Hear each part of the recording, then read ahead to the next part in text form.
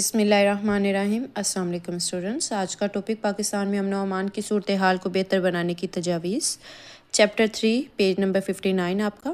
Last video میں ہم نے پڑھا تھا 1973 کے آئین کی اہم خصوصیات، جس میں ہم نے پڑھا تھا کہ وہ ٹائم تھا جس میں مشرقی اور مغربی پاکستان الگ ہو گیا تھا اور ذوالفقار علی بھٹو کی یہ دور حکومت تھا،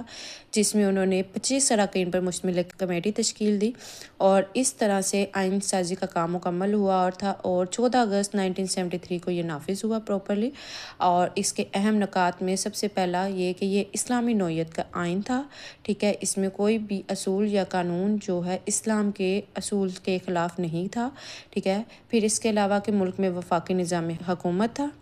چاروں صوبے پنجاب، سندھ، سرحد، خیبر پختونخوا اور بلوچستان اور وفاقی علاقوں پر مشتمل ایک وفاقی ریاست قائم کی گئی، ٹھیک ہے، اور مرکز اور صوبوں میں اختیارات تقسیم کر کے صوبائی خود مختاری کا مسئلہ بھی حل کیا گیا تھا، ٹھیک ہے۔ اور اس میں 2 ایوان مقننہ قائم کی گئی تھی، اور جو ایوان بالا کا نام رکھا گیا تھا سینٹ، جبکہ ایوان زیریں کا نام قومی اسمبلی رکھا گیا تھا۔ اس کے بعد ہم نے پڑھا تھا کہ اس آئین میں 1973 کے آئین میں صوبوں میں صوبائی اسمبلیاں قائم کی گئی تھیں، عدالتیں قائم کی گئی تھیں، ملک میں پارلیمانی نظام قائم ہوا تھا، اور جو صدر مملکت ریاست کا سربراہ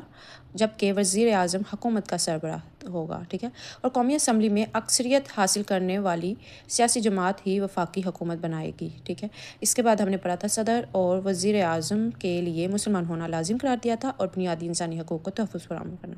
یہ اہم پوائنٹس یا خصوصیات تھی 1973 کے آئین کی۔ اس کے بعد ہم نے پڑھا تھا کہ قانون کی حکمرانی سے سب شہریوں کو برابر کے حقوق ملتے ہیں، لوگ ایک دوسرے کا احترام کرتے ہیں، پھر معاشرے میں اچھے سماجی رویوں کی تعمیر ہوتی ہے، مساوات اور انصاف کا اصول سب پر لاگو ہوتا ہے، قانون اس بات کو یقینی بنانے میں اہم کردار ادا کرتا ہے کہ شہریوں کے حقوق آزادیوں کو محفوظ بنایا جائے، پھر قانون کی حکمرانی شہریوں کے وقار کو بھی یقینی بناتی ہے، ٹھیک ہے۔ اس کے بعد ہم نے پڑھا تھا کہ آئین کیا ہے۔ آئین کسی ملک کے بنیادی اصولوں، قوانین اور ضابطوں کا وہ مجموعہ ہے جو حکومت کے اختیارات اور فرائض کو متعین کرتا ہے، یہ اداروں کا ڈھانچہ بتاتا ہے اور شہریوں کے حقوق کی ضمانت دیتا ہے، ٹھیک ہے۔ آج کی ویڈیو میں ہم کور کریں گے پاکستان میں امن و امان کی صورتحال کو بہتر بنانے کی تجاویز، ٹھیک ہے۔ سب سے پہلی چیز کہ اگر آپ نے کسی بھی اسٹیٹ کو آپ چاہتے ہیں کہ وہ وہاں پہ امن قائم ہو، پیس قائم ہو، تو اس کے لیے سب سے امپورٹنٹ چیز یہ ہے کہ وہاں پہ قانون کی بالادستی ہو، ٹھیک ہے۔ قانون کی بالادستی کے لیے اس کا سب سے امپورٹنٹ پوائنٹ یہ ہے کہ وہاں پہ قانون ہو، کوئی پراپر قانون بنایا گیا ہو، اور پھر اس قانون کو فالو کرنے کے لیے اس کے اوپر نظر رکھنے کے لیے ایسے ادارہ بنایا جائے، وہ ادارے اور اس ادارے میں کام والے حکام اس بات کا یقینی بنائیں کہ جو قانون بنایا گیا ہے اس کے اوپر لوگ جو ہیں اس پر عمل پیرا ہیں یا نہیں ہے، ٹھیک ہے۔ تو اس کے بعد پہلی بات یہ کہ قانون ہو، ٹھیک ہے، پراپر اصول ہوں، اس کے بعد پھر ادارہ ہو، پھر اس کے بعد اس کی پابندی کی جائے جو قانون بنائے گئے ہیں، ٹھیک ہے۔ تب تک آپ کا وہ ادارہ نہیں چل سکتا کوئی بھی کسی بھی ملک میں امن و امان کے لیے جب تک لوگ اس پہ عمل نہیں کریں گے، اور اس کے لیے پھر ایک نظر رکھنے کے لیے ایک ایسا ادارہ بنایا جائے جو اس پہ، ایسی تنظیم یا پھر ادارہ بنایا جائے جو اس پہ نظر رکھے۔ پھر اس کے بعد جو ادارے قانون نافذ کرنے والے ہیں وہ مضبوط ہونے چاہیے، اس میں جو اہلکار ہیں ان کی تربیت ہونی چاہیے پراپر۔ پھر اس کے بعد ہے کہ جتنی بھی نگرانی کو بہتر بنانے اور مجرمانہ سرگرمیوں کو روکنے کے لیے آپ جب یہ نگرانی کو جو کر رہے ہیں اہلکار، اس کو بہتر بنانے کے لیے اور پھر جتنی بھی ملک میں مجرمانہ سرگرمیاں ہیں ان کو روکنے کے لیے سب سے پہلی چیز یہ کہ جدید ٹیکنالوجی جو ہے اس کو یوز کیا جائے، جیسے کہ CCTV کیمراز، ٹھیک ہے۔ اس کے لیے آپ کیا کریں، انویسٹمنٹ کریں اس میں، ٹھیک ہے، کیونکہ آج کے وقت کی ضرورت ہے، ٹھیک ہے، تاکہ فوری طور پر کسی بھی جگہ پہ کوئی واقعات ہوتے ہیں تو اس کی رپورٹنگ اور اس پر رد عمل کا مؤثر نظام نافذ کیا جائے۔ اچھا، اس کے بعد کہ امن و امان کو بہتر بنانے کے لیے اگر آپ کے ایک جو قانون ہے کوئی ایک وہ لسٹ ہے کہ یہ اس جرم کی یہ سزا ہے، اس کی یہ سزا ہے، اگر ایسا ہوگا تو اس کے رزلٹ میں یہ کیا جائے گا، اس کا پروسیجر یہ ہے، تو اس میں کسی بھی طرح کی چینجنگ کرنے کی ضرورت پڑتی ہے تو وقت کے ساتھ اسے اپڈیٹ کیا جائے تاکہ نئے وقت کے ساتھ نئے قسم کی کنڈیشن کا سامنا کرنا پڑے تو اس کے لیے قانون بنایا گیا ہوا، ٹھیک ہے۔ اینڈ آفٹر دیٹ کہ جتنے بھی بین الاقوامی لیول پہ بھی کیا جائے، بین الاقوامی اداروں کے ساتھ تعاون کے تبادلے کریں تاکہ انٹرنیشنل لیول پہ بھی جتنے بھی جیسے جرائم ہوتے ہیں، انسانی اسمگلنگ اور سرحد پار سے دیگر مسائل کا مقابلہ کیا جا سکے۔ اس کے بعد عدالتی نظام کو مزید مضبوط بنانا ضروری ہے، جیسے کہ عدالتی نظام میں درپیش چیلنجز سے نمٹنے کے لیے فوری منصفانہ انصاف کو یقینی بنایا جائے، ججز کی تعداد کو بڑھایا جائے، پھر انفراسٹرکچر کو بہتر بنایا جائے، مقدمات کو تیزی سے نپٹانے کے لیے عمل کو ہموار کیا جائے، ٹھیک ہے۔ اس کے بعد مختلف سرکاری ادارے جیسے قانون نافذ کرنے والے میونسپل باڈیز، ट्रांसपोर्ट अथॉरिटीज़ और समाज बहबूद की तंजीमों के दरमियान हम आहंगी और ताउन को फ़रोग दिया जाए। ठीक है, जितने भी कानून नाफिज करने वाले अदारे हैं उनमें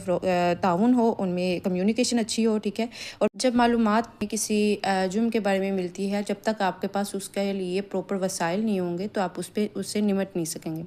सो लास्ट पॉइंट इज़ मालूमात और वसाइल का इश्तराक जुर्म से निमटने और नज़्म व नस्क बरकरार रखने में बेहतर नताइज का बाइस बनता सकता है। ठीक है, तो सबसे पहला पॉइंट कि अमन व अमान बरकरार रखने के लिए मुल्की कानून और असूलों की पाबंदी ज़रूरी है। ठीक है, और जो कोई भी कानून तोड़े तो उसे सज़ा मिले। सबसे पहली चीज़ ये कानून हो, असूल हो, जिसकी पाबंदी भी की जाए। अमन व अमान को बरकरार रखने के लिए लोगों को तरबियत दी जाए। किसी भी इलाके में अमन व अमान को बेहतर बनाने के लिए एक जामिया नुक्ता नज़र की ज़रूरत होती है, जिसमें मुख्तलिफ स्टेक होल्डर्स बशमूल सरकारी हुकाम, कानून नाफिज करने वाले अदारे, कम्यूनिटी तंजीमें और शहरी शामिल हों। आफ्टर डेट के कानून नाफिज करने के वाले अदारों को मजबूत किया जाए, जितने भी अहलकार हैं उनकी तरबियत की जाए, ज़रूरी साज़ो-सामान और बुनियादी ढांचे के लिहाज से मुनासिब वसाइल मुख्तस किए जाएँ। ठीक है, एंड आफ्टर दैट निगरानी को बेहतर बनाने के लिए जितनी भी मुजरमाना एक्टिविटीज़ हैं उनसे निमटने के लिए क्या किया जाए, जदीद टेक्नोलॉजी यूज़ की जाए, उसमें इन्वेस्टमेंट की जाए, वाक़यात हैं उनकी रिपोर्टिंग टाइम पर हो सके और उस पर रद्द-ए-अमल हो सके टाइम पर। ठीक है, अमन व अमान बेहतर करने के लिए इस कानून साजी बहुत ज़रूरी है, जैसे कि कानून का जायज़ा लिया जाए और उसको अपडेट भी किया जाए वक्त के साथ। ठीक है, बैनुल-अक़वामी ताउन की अशद ज़रूरत है। कानून नाफिज करने वाले अदारे बैनुल-अक़वामी ताउन के तबादले करें ताकि बैनुल-अक़वामी जराइम, इंसानी स्मगलिंग और इंटरनेशनल मतलब ताउन एक दूसरे मुल्कों के साथ आपके अच्छे ताल्लुकात हों। ठीक है, अदालती निज़ाम को मज़ीद मजबूत बनाना ज़रूरी है। जजेस बढ़ाने चाहिए, मुकदमात को फौरी हल करना चाहिए। ठीक है, और मुख्तलिफ सरकारी अदारे जैसे कानून नाफिज करने वाले अदारे जैसे म्यूनसिपल बॉडीज़, ट्रांसपोर्ट अथॉरिटीज़ और समाजी बहबूद की तंजीमों के दरमियान हम आंगी हो। ठीक है, ये सारा कुछ है। क्या बताया जा रहा है कि अमन व अमान को बेहतर करने के लिए ये सब बेसिक पॉइंट्स हैं, जिनको सजेशंस हैं। ठीक है, ये अगर आप इनको इम्प्रूव करेंगे और अमल करेंगे तो क्या होगा, पाकिस्तान में अमन व अमान की सूरत हाल और भी बेहतर हो जाएगी। यहाँ पे बेटा आपका चैप्टर ख़त्म हो गया।